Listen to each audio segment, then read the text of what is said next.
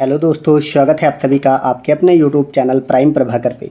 दोस्तों, आज की इस वीडियो में हम देखने वाले हैं प्रायद्वीपीय भारत की नदी तंत्र को।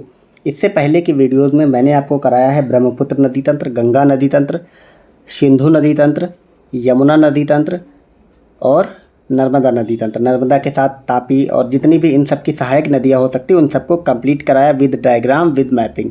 आपने अगर वो दोनों वीडियोज़ नहीं देखे हैं तो उनके लिंक डिस्क्रिप्शन में है, जाकर के उनको ज़रूर देखें। और इस वीडियो में हम देखने वाले हैं प्रायद्वीपीय भारत की नदी तंत्र को। ये मैंने लास्ट वीडियो में पढ़ाया था, आपको बताया था थोड़ा सा कि कौन सी नदियाँ प्रायद्वीपीय भारत की नदियां हैं, कौन सी बंगाल की खाड़ी में गिरती हैं, कौन सी नदी अरब सागर में गिरती हैं, ठीक है।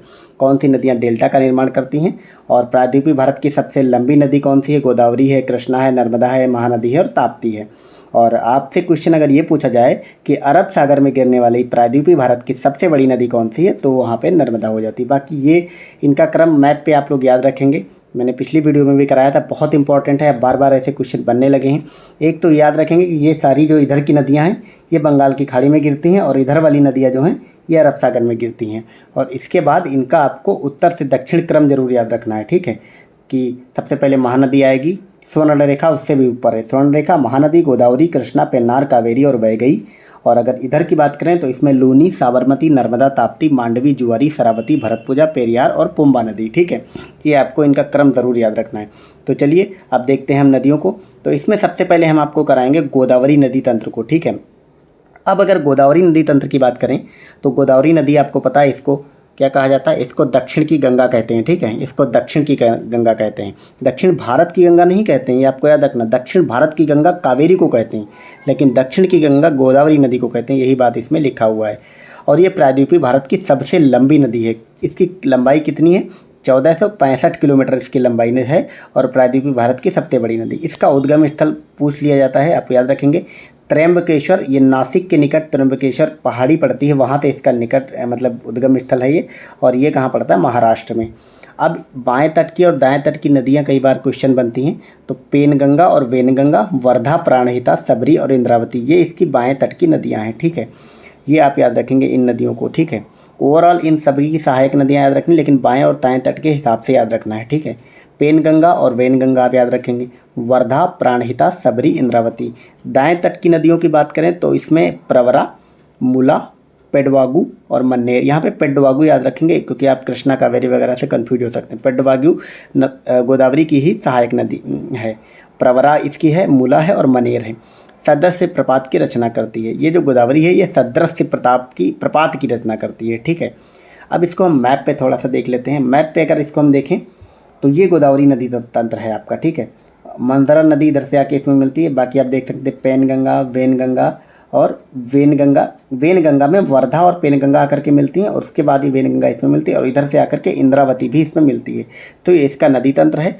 और ये चूँकि आप देख रहे हैं ये थोड़ा सा मोटे फॉर्म में दिखाई गई, इसका मतलब ये है कि इसका जो प्रवाह क्षेत्र यानी इसकी जो चौड़ाई है वो काफ़ी ज़्यादा है, इसीलिए दक्षिण की गंगा कही जाती है और ये दक्षिण भारत की सबसे बड़ी नदी है। तो ये गोदावरी के बारे में इतनी इन्फॉर्मेशन है, यहीं से आपके एग्जाम में सवाल बनेंगे।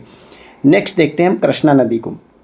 अब कृष्णा नदी की अगर बात करें तो इसकी लंबाई 1401 किलोमीटर है। अभी हमने क्या देखा, गोदावरी की लंबाई कितनी थी, गोदावरी की लंबाई 1465 किलोमीटर है। तो यानी कि ज़्यादा छोटी नहीं है, लेकिन ये प्रायद्वीपीय भारत की दूसरी सबसे बड़ी नदी है। कौन, कृष्णा नदी। अब इसके अगर हम उद्गम स्थल की बात करें तो कृष्णा नदी जो है वो पश्चिमी घाट में महाबलेश्वर है। जैसे हमने गोदावरी को देखा था वो नासिक के निकट त्र्यंबकेश्वर से निकलती थी, तो कृष्णा नदी महाबलेश्वर से निकलती है और ये भी महाराष्ट्र में ही पड़ता है। इसकी भी दाएं तट और बाएं तट की नदियाँ पूछी जाती हैं। तो दाएं तट की नदियाँ इसकी हैं कोयना, घाटप्रभा, मालप्रभा और तुंगभद्रा। तो कोयना, घाटप्रभा, मालप्रभा और तुंगभद्रा ये कृष्णा की सहायक नदी हैं। इसी तुंगभद्रा नदी के किनारे आपको पता है विजयनगर साम्राज्य बना था, ठीक है। मतलब तुंगभद्रा का दो आप था, उसी के चक्कर में वहाँ पे युद्ध हुआ था तालीकोटा का, ठीक है। बाएं तट की नदियों की बात करें तो इसमें भीमा, मूशी और मुनेरू, ठीक है। यहाँ पे कुछ इसकी सहायक नदियाँ दिखी, कोयना, वरना, पंचगंगा, दूधगंगा, घाटप्रभा, मालप्रभा। इसमें आपको ध्यान रखना है कि पंचगंगा और दूधगंगा कृष्णा की सहायक नदी हैं, लेकिन उससे पहले हमने क्या देखा था, वेनगंगा और पेनगंगा, वो दोनों गोदावरी की सहायक नदियाँ हैं। तो ये कृष्णा नदी के बारे में कंप्लीट इन्फॉर्मेशन हो गई। अब हम यहाँ पे देखेंगे महानदी को। महानदी की अगर बात करें तो इसका उद्गम स्थल सिहावा पहाड़ी से है और ये कहाँ पड़ता है, छत्तीसगढ़ में। आपको सिर्फ इतना याद रखना है, छत्तीसगढ़ की सिहावा पहाड़ी से महानदी का उद्गम स्थल होता है। इसका अपवाह क्षेत्र 2 राज्यों में है, छत्तीसगढ़ और उड़ीसा में। महानदी जो है वो छत्तीसगढ़ और उड़ीसा 2 राज्यों में प्रवाहित होती है। इसकी लंबाई 851 किलोमीटर है। दाएं तट की नदियों की बात करें तो जोंक, ओंग और तेल ये इसकी सहायक नदी हैं। बाएं तट की बात करें तो शिवनाथ, हसदेव और मंद और ईत ये इसकी बाएं तट की सहायक नदियां हैं। तो जो महानदी है उसकी सहायक नदी आप याद रखेंगे, जोंक, ओंग, तेल, ये दो अक्षर वाले नाम है, जोंक, ओंग, तेल। ठीक है, जोंक का तेल ऐसे आप याद रखेंगे, और ओंग, फिर शिवनाथ, हसदेव, मंद और ईत ये इसकी सहायक नदियां हैं।